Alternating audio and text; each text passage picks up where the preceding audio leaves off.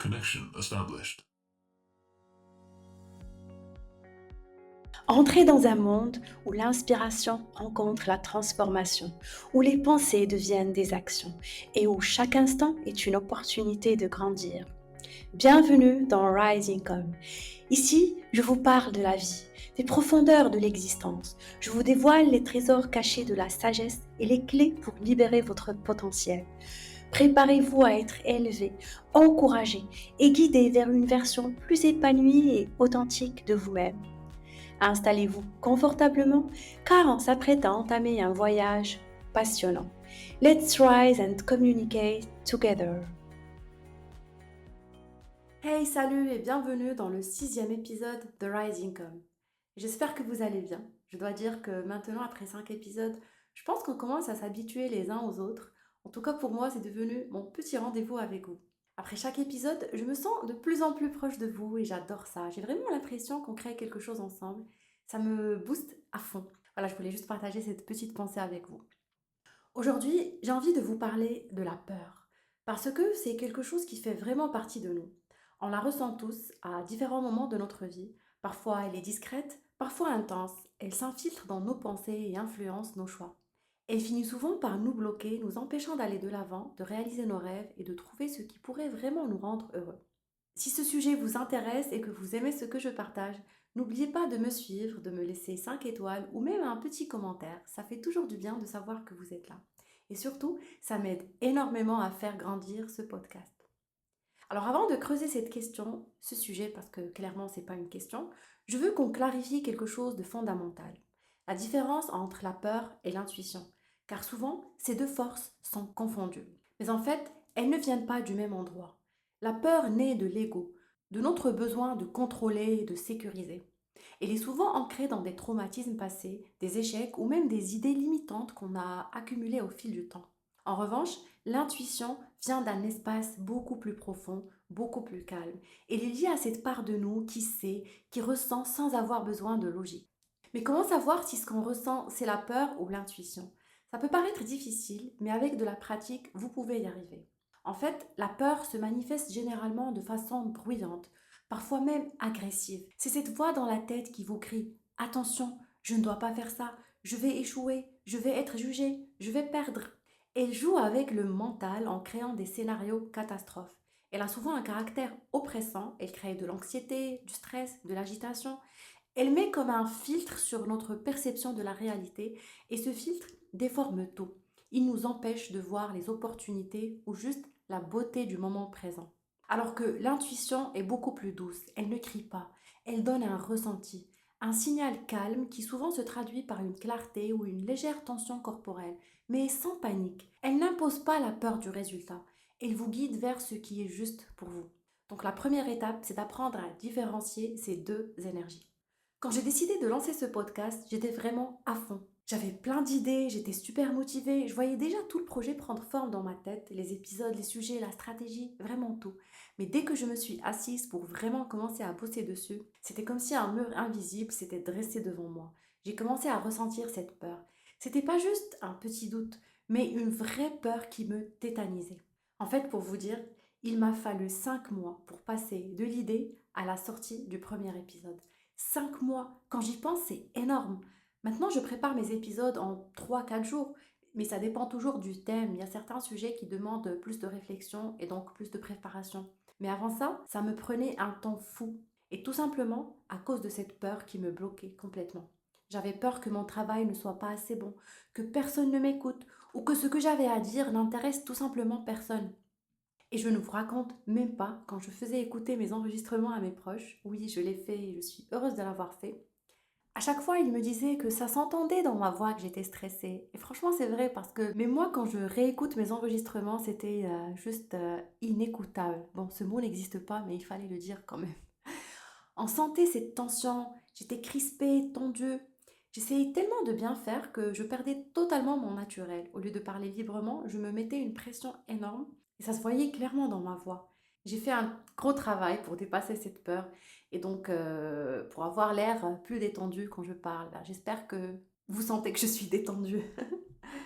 Mais ce qui est intéressant dans cet exemple, C'est que la peur me faisait croire que j'étais en contrôle, que si je prenais plus de temps, je pouvais perfectionner chaque détail. Mais en réalité, elle me volait du temps. J'étais bloquée dans cette paralysie subtile. Chaque décision, même minime, me semblait énorme parce que la peur occupait tout l'espace mental. Et je suis sûre que beaucoup d'entre vous ont déjà ressenti ça. On se dit souvent qu'on attend le bon moment pour agir, qu'on a besoin de plus de préparation ou qu'on doit encore réfléchir avant de se lancer. Mais ce qu'on ne réalise pas, c'est que derrière ces excuses, il y a souvent la peur qui nous murmure à l'oreille. Elle nous empêche de vivre ici et maintenant, de saisir les opportunités qui sont devant nous. Alors revenons à cette différence entre la peur et l'intuition. Si j'avais écouté mon intuition à ce moment-là, elle m'aurait probablement dit: lance-toi, avance, c'est en créant que tu apprendras. Et le pire, c'est que je l'entendais clairement dans ma tête. Mais à ce stade, la peur était beaucoup plus forte. Elle prenait toute la place. Heureusement, avec un peu de travail et de persévérance, j'ai réussi à amplifier la voix de mon intuition et à diminuer celle de la peur. Et en fait, contrairement à l'intuition, la peur ne parle pas du présent. Elle est toujours ancrée dans le passé. Elle ressort nos échecs, nos blessures et projette ses expériences dans un futur catastrophique qui, dans la plupart du temps, n'arrivera jamais. Ce n'est qu'un filtre qui déforme la réalité. Elle vous empêche de voir le potentiel du moment présent, de comprendre que l'instant où nous sommes maintenant est riche de possibilités. Quand vous êtes dans cet état de peur, vous êtes contracté, fermé à tout ce qui pourrait être nouveau, excitant ou créatif.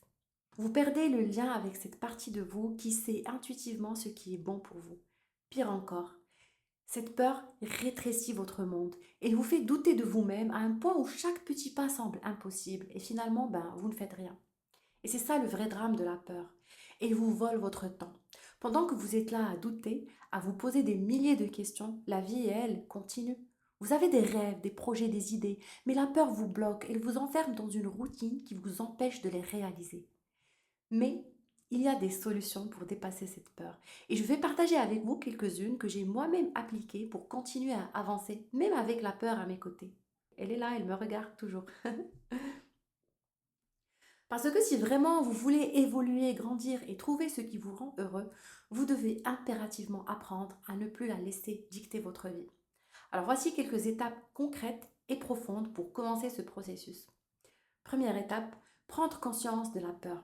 Ça peut paraître évident, mais beaucoup de gens vivent avec des peurs qu'ils n'ont même pas identifiées. Souvent, ces peurs sont cachées sous des excuses comme je n'ai pas assez de temps ou je ne suis pas prêt, mais en réalité, ce sont juste des masques pour ne pas affronter la peur. Donc la première étape à faire, c'est de vous poser cette question simple. Qu'est-ce qui me fait peur en ce moment? Peut-être que c'est la peur de l'échec, la peur du jugement, peut-être que c'est la peur de sortir de votre zone de confort ou de prendre un risque. Une fois que vous avez identifié cette peur, il faut l'accepter. C'est tout à fait normal d'avoir peur. C'est une émotion humaine, naturelle.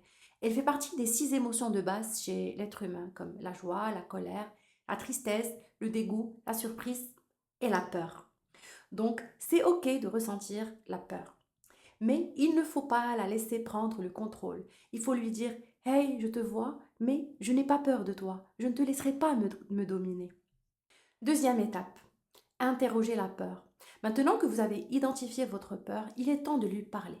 Demandez-vous, d'où vient cette peur? Est-ce qu'elle vient d'une expérience passée qui vous a marqué? Est-ce que c'est une croyance que vous avez adoptée inconsciemment parce que vous avez vu d'autres personnes échouer? Ou est-ce que c'est juste la peur de l'inconnu? Parfois, la simple action de poser des questions à votre peur suffit à la désamorcer. En ayant cette conversation avec vous-même, vous verrez que beaucoup de vos peurs ne sont pas fondées sur la réalité présente. Elles sont basées sur des projections ou des traumatismes passés. Troisième étape, changez votre relation avec la peur.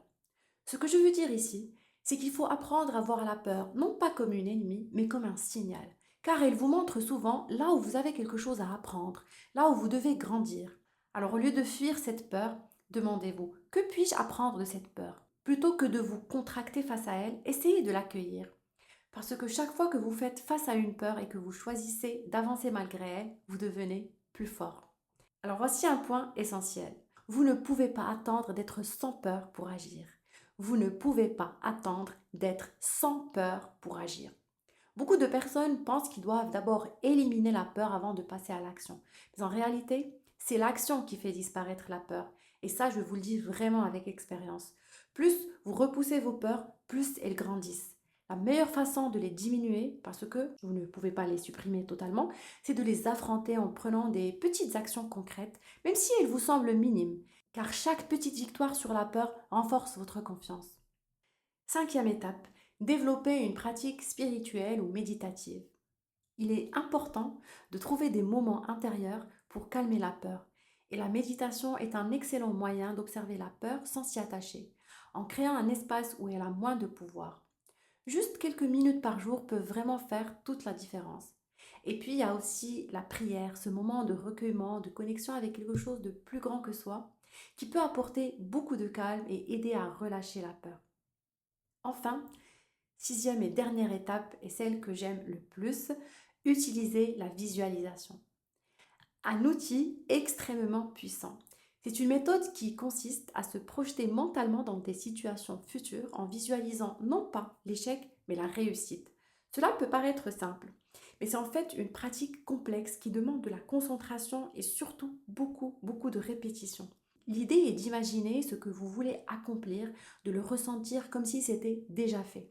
Ça peut littéralement reprogrammer votre cerveau pour qu'il accepte cette réalité comme possible, ce qui atténue la peur du changement ou de l'échec.